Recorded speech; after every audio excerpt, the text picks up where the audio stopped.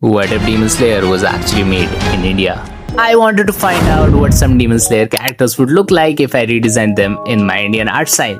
So instead of choosing the characters myself, I let the randomness decide. The first character I got was Nezuko! Anyways, moving to our second character, which is Inosuke. Now about the third character, we're gonna leave him for now because I only had time to draw two characters. Okay, so Nezuko and Inosuke are going to be our victim today. When redesigning, the easiest part is just to change the clothing. But I didn't wanted it to be Nezuko wear Indian clothes. So I started thinking about her silhouette, her accessories, her clothing, but more importantly, how will I make her look like Nezuko? So I just started with my first pose, which looked pretty stiff, but I tried coloring it anyways.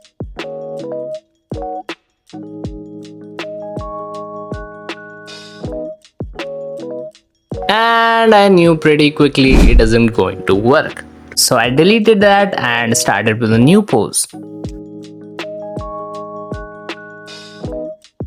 Nezuko has this really interesting contrast to her, where she can be extremely dangerous, but visually she's so soft and calm outside. This was a great pose, but it looked stiff to me again, so I started a new one. And I failed again, and again, and again. And after failing about 10 times in a row, I finally had something to work with. And this is where most of my time actually went. Not drawing the final character, but figuring out how the final character should look like. Eventually, I found the pose that was much more natural. This pose had a softness that I wanted, and also just enough movement so that character stays interesting. Now, once the pose was working well, I started thinking about designing. For Nezuko, I went with a simple kurti and a white salwar. I wanted the outfit to feel Indian without overpowering her original design, because I still want someone to look at the drawing and immediately know that's Nezuko. Then I started adding the details, and this is where I think the Indian influence becomes much stronger. Instead of relying only on clothes, I could give her ornaments, shapes.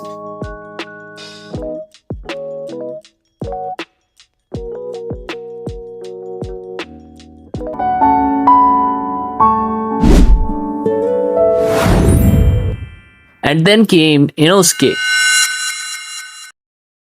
which was a completely different problem. Inosuke is basically completely opposite of Nezuko. He is very loud, he is very aggressive and very chaotic. So I knew his redesign couldn't have the same soft feeling. So I started laying down the first pose, and immediately I was like, it's so stiff. And so I tried it again.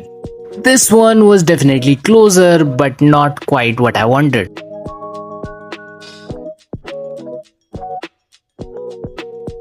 And then the third attempt finally clicked. This had the moment I was looking for. The silhouette felt stronger, and most importantly, it actually felt like Inosuke. I mean, look at this. This pose is giving just the Inosuke vibes. And from here, it was just about slowly building the Indian influence. I wanted the outfit to feel like a warrior, but still, it should be something which is practical enough for a moment. Now, once the design was finished, I moved into coloring. Now, this is where the characters finally start to feel like the final design.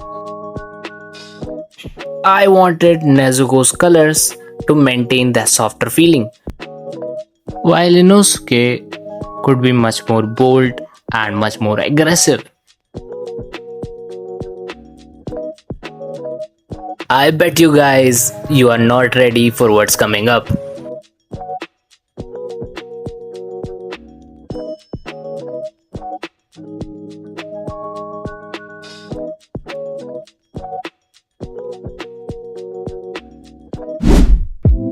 Nezuko!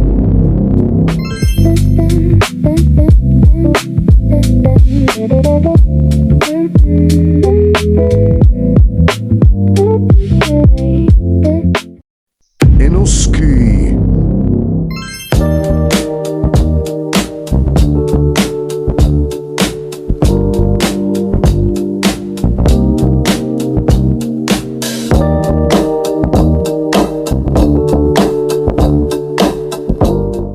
Looking at them side by side, I think the most important thing is that I didn't want to erase their identities. I wanted to preserve what makes them recognizable and build something new around that. Nezuko became softer and elegant, and Inosuke became rougher and stronger. And honestly, looking back at the bad sketches made me realize that character design isn't just about making a final drawing, it's about making enough bad drawings to eventually find the good one. The first idea doesn't have to be perfect. It just have to give you somewhere to go next. So that's what Nezuko and Inosuke would look like if I imagine them through an Indian artistic lens. Oh, artistic se yaad aaya, subscribe to Artistic Explosion. Thank you guys for watching. I'll meet you in the next artwork.